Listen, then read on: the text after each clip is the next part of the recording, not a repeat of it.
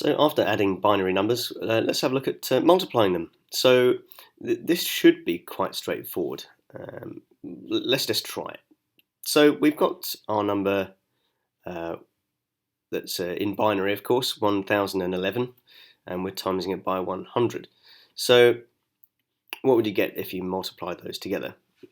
Well, let's guess that it's just going to be 1011 with 2 zeros on the end, because that's what normally happens when you multiply by 100, so let's just stick that on there.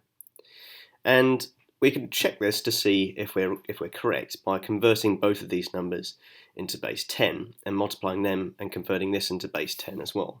So in base 10, what would this number be? This is 1s, 2s, 4s, 8s, 16s, and 32s. So this would be a 32, there's an 8, there's a 4, and that's it.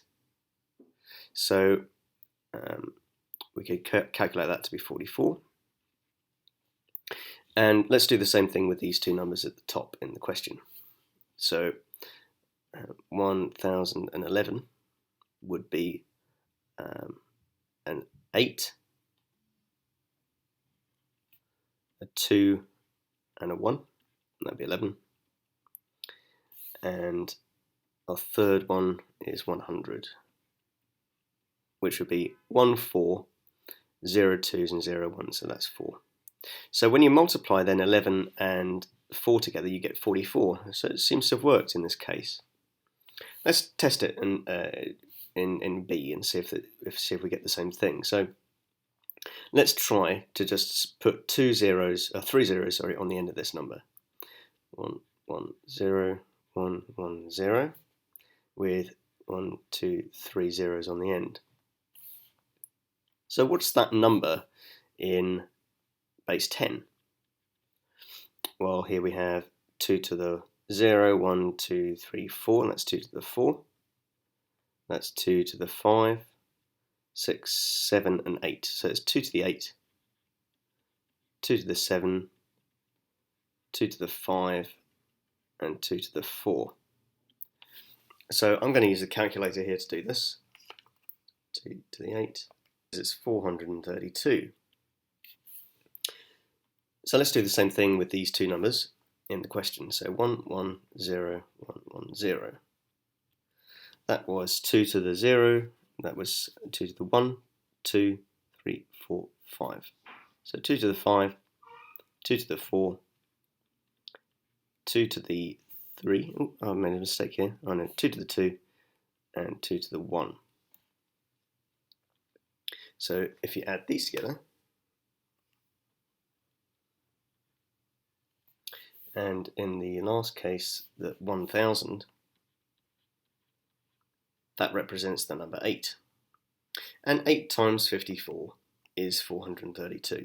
So that works as well. So we could do the same for question C, and we would assume then that it's going to be 1, 1, 0, 1, 1, with 4 zeros at the end. 1, 2, 3, and 4. So let's have a look at example 2. And it's asking us to calculate these binary numbers. But notice these are different because they're not just ones and zeros. So let's do this in the old-fashioned way. So 1, 0, 1, 1 times 1, 1. By multiplying these two numbers, you get 1 times 1, which of course we know is 1. And it's the same for all of these numbers. Then we do the second number times 1, the third number times 1, and the fourth number times 1. And then, if you remember from long multiplication, you put the 0 for the tens column, because you're looking at the tens unit now, so you have to show that by putting a 0 here. And then it's going to be 1 times 1, it's the same thing again, isn't it? And after that, you have to add the two numbers together. And we have to use the adding that we were doing before. So if we had 1 plus 0, that would be 1, and 1 plus 1, that would be 10. So we have to put a 0 here and a 1 carries forward. Then here we have the same thing. We get the 0 here and the 1 carries forward. and then the same thing here, the 0 here, the 1 carries forward, and then the same thing at the end, but the 1 stays there. So this should be our number. And we could check this by converting the two numbers, all three numbers, and checking that. But that is the correct answer. You'll have to accept that. So for B, let's just try it. It's 1110 times 101. Okay, this time we have 3 digits, so we have to be a little bit more careful. 0 times 1 is 0, and it's because there's a 1 here, I'm just going to repeat the number. The next row down I put 0, and all of these will be zeros because it's times 0. So in fact I'm not even going to bother writing that row. But the third row would have 2 zeros, so I'm just going to skip out the second row and just go straight to the third. So now I'm using this 1, and that 1 would then multiply these 4 numbers, so it would be 0, 1, 1, 1, and we'd add them together.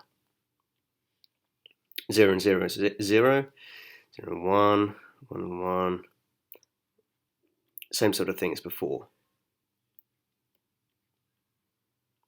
So this should be our final number.